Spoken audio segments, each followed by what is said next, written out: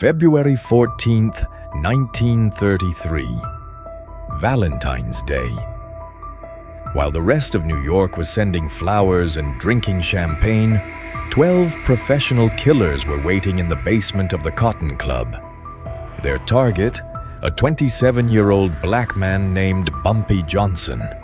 Their orders: make it clean, make it fast, make it permanent. Dutch Schultz, the most feared gangster in New York City, had personally signed off on the order. He had sent his 12 best men. He had given them one job. None of them came back. To understand what happened in that basement, you have to understand who Dutch Schultz was and what he wanted. Arthur Flegenheimer.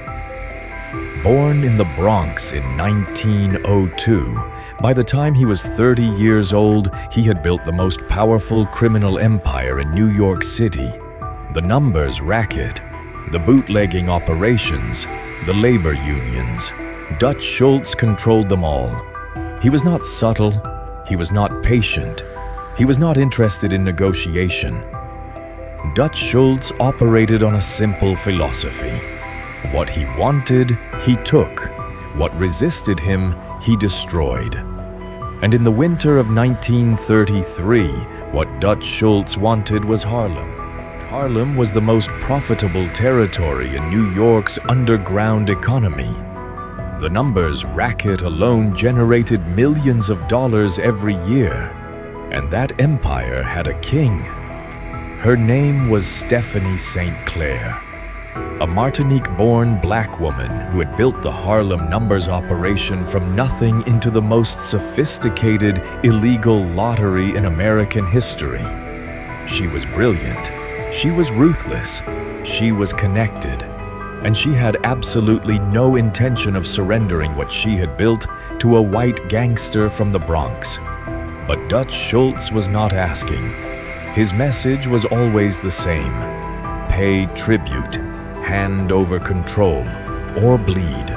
Stephanie St. Clair had refused, and to enforce her refusal, she had turned to the one man in Harlem who was not afraid of Dutch Schultz: Ellsworth Raymond Johnson, 27 years old, known on every street corner in Harlem as Bumpy.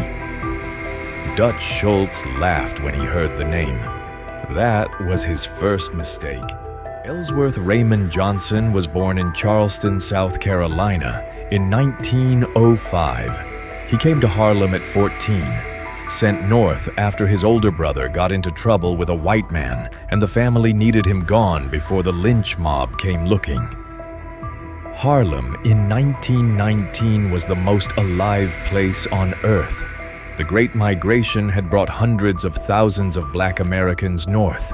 Musicians, writers, poets, preachers, gamblers, fighters, all of them looking for something the South had never offered: the possibility of a life lived on their own terms. Bumpy Johnson arrived in that world at 14 and immediately understood something that most men took decades to learn. Power in Harlem did not come from muscle alone. It came from intelligence, from reading people, from understanding systems, from knowing what everyone in a room wanted before they knew it themselves. By his late teens, Bumpy was already moving through Harlem's underworld with a sophistication that men twice his age found unsettling.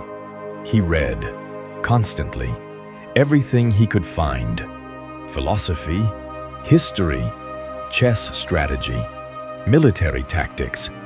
Every morning, before anything else, Bumpy Johnson spent an hour thinking about the ways he might be attacked that day. Not in a paranoid way, in a systematic way. He was, as one Harlem associate later described him, the kind of man who had already had every conversation before it happened. When word reached him that Dutch Schultz had set his sights on Harlem, Bumpy Johnson was not surprised. He had been preparing for exactly this moment for the better part of a year.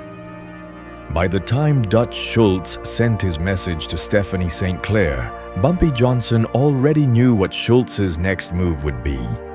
He had one question remaining: How many men would Schultz send? The answer, when it came, was 12. Bumpy smiled when he heard the number. Dutch Schultz thought 12 was more than enough. Bumpy Johnson knew exactly why it wasn't. February 14th, 1933. The Cotton Club on 142nd Street was the most famous nightclub in America. White audiences came uptown to hear black musicians play the greatest jazz in the world. Cab Calloway, Duke Ellington, Lena Horne. The shows were spectacular. The champagne was expensive. Dutch Schultz had chosen it for the meeting. A sit-down, his men told Stephanie St. Clair's people. A chance to negotiate. A professional conversation between adults. Stephanie St. Clair knew it was not a negotiation. Bumpy Johnson knew it was not a negotiation. Bumpy had 3 options. He had spent the previous week thinking about all 3. Option 1, refuse the meeting entirely. The problem, it would force open warfare with Dutch Schultz, a war Harlem could not win conventionally. Option 2, attend with maximum force. The problem, Schultz would simply reschedule. Nothing would be resolved. Option 3 was the one Bumpy had been building toward since he first heard Schultz's name. Attend the meeting, go alone, and use the next 90 minutes to fundamentally change Dutch Schultz's understanding of what he was dealing with. When Bumpy told Stephanie St. Clair what he planned to do, she looked at him for a long time. "They're going to try to kill you," she said. "Yes," Bumpy said. "They're going to try." He adjusted his hat, he straightened his tie, and he walked out into the February cold toward the Cotton Club. Alone. The Cotton Club's basement was not the glamorous space above it. No chandeliers, no white tablecloths, no jazz, bare concrete walls, exposed pipes, a single row of dim lights. The kind of room where things happened that the people upstairs preferred not to know about. When Bumpy Johnson walked down those stairs at 9:15 p.m., 12 men were waiting for him. Tommy Vento, who they called the Executioner, Marty Icepick Delaney, Frank Calabrese, and 9 others whose names the NYPD had never even catalogued. Dutch Schultz's finest, his most reliable, his most permanent solutions to permanent problems. They saw Bumpy Johnson come through that door, and every single one of them felt the same thing: contempt. Tommy Vento stepped forward. He was the kind of man who had seen everything, who had done everything, who was impressed by nothing. He looked at Bumpy Johnson and he saw exactly what Dutch Schultz had described. A young man who didn't know how outmatched he was. "You came alone," Vento said. Bumpy looked around the room. He looked at each of the 12 men in turn. Not quickly, not nervously. He took his time, as if he were counting them, as if he were filing each face away for future reference. "I came alone," Bumpy said, "because I only needed to." Vento smiled. "Dutch wants Harlem. Dutch gets what Dutch wants." "Tell me something," Bumpy said. His voice was completely level. No fear, no aggression, no performance, just a man having a conversation. "How many men did Dutch send the last time he took a territory?" Vento's smile faded slightly. "The Bronx operation, 1931. How many men?" A pause. 20, someone said from the back. 20, Bumpy repeated. "And before that, the Brooklyn numbers. How many?" 32, Bumpy said. "I counted. I keep records." He reached into his jacket pocket. Every man in that room tensed. Every hand moved toward a weapon. Bumpy produced a folded piece of paper. He set it on the table. "Open it," he said. Vento picked it up. He unfolded it. His expression changed. On that paper were 12 names. The 12 men in that basement, their home addresses, the names of their wives, their children, their regular meeting points. Vento looked up from the paper. "How?" "I have been watching your operation for 9 months," Bumpy said. "Every man Dutch has sent into Harlem, every meeting, every contact, every pattern." He let that sit for a moment. "Dutch sent 12 men to take Harlem, 20 for the Bronx, 32 for Brooklyn." Bumpy picked up the paper. He folded it carefully and put it back in his pocket. "Harlem is going to cost him more than that." The room was absolutely silent. "Tell him something for me. Tell him that Harlem has been watching him the same way he's been watching Harlem. Tell him whatever he sends into Harlem will not come back the same way it went in." He straightened his jacket. "And tell him, I enjoyed the Valentine's Day greeting." He walked back up the stairs, alone, the same way he had come in. Tommy Vento sat in that basement for a long time after Bumpy left. In 20 years of working for Dutch Schultz, Tommy Vento had delivered the message to dozens of men. Some begged, some threatened, some tried to run, some reached for weapons and died where they stood. Not one of them had walked into a room of 12 armed men and delivered a counter-message. Not one of them had shown up with information suggesting they had been running their own intelligence operation against Dutch Schultz's organization. Not one of them had walked out of that room looking like the most composed person in it. Tommy Vento drove back to Dutch Schultz's office on Park Avenue. It was late. Schultz was playing cards. He looked up when Vento walked in. "Is it done?" Vento sat down. He told Schultz everything. The paper, the names, the addresses, the numbers, what Bumpy had said, how Bumpy had said it.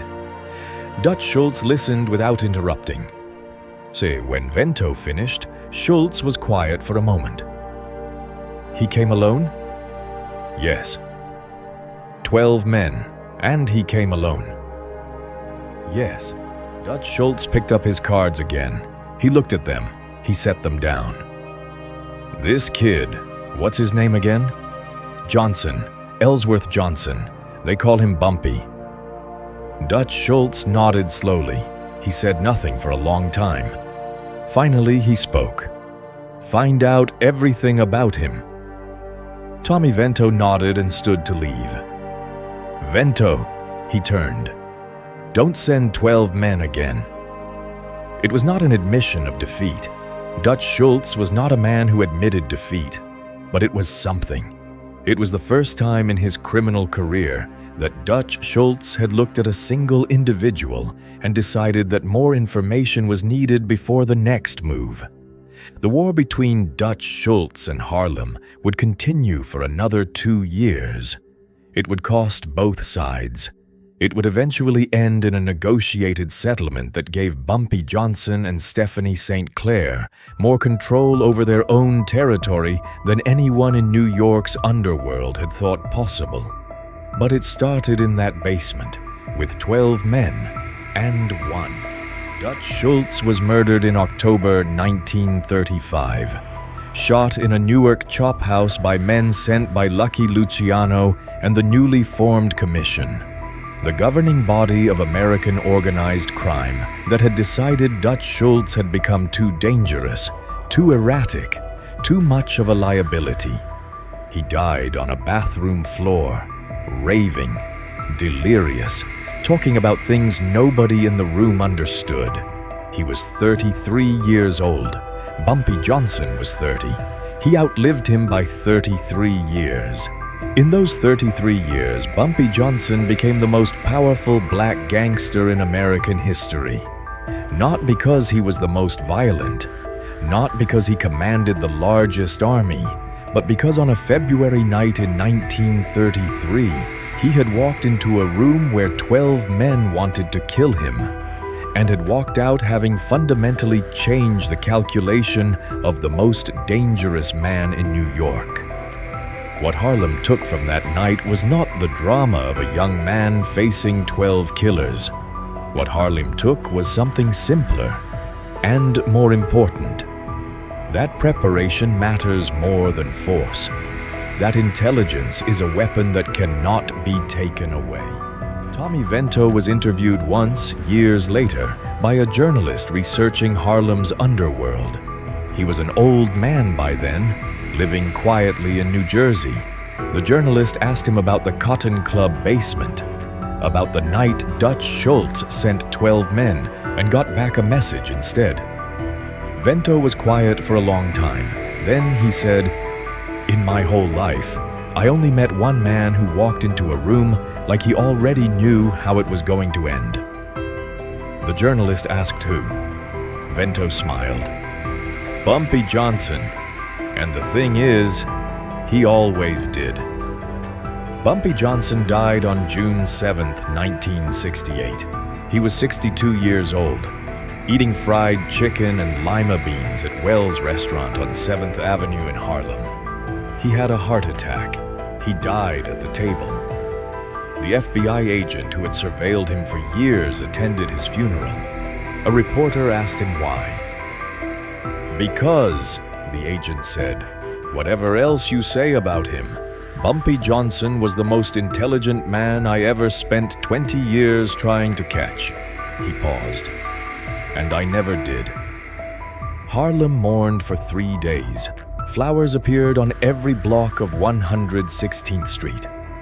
February 14th, 1933. 12 men in a basement, 1 man on the stairs. What he did that night changed everything. If this story moved you, subscribe to the Gangster Life. Bumpy Johnson's story doesn't end here. New stories every week. Drop a comment. Could Bumpy Johnson exist today? We'll see you in the next one.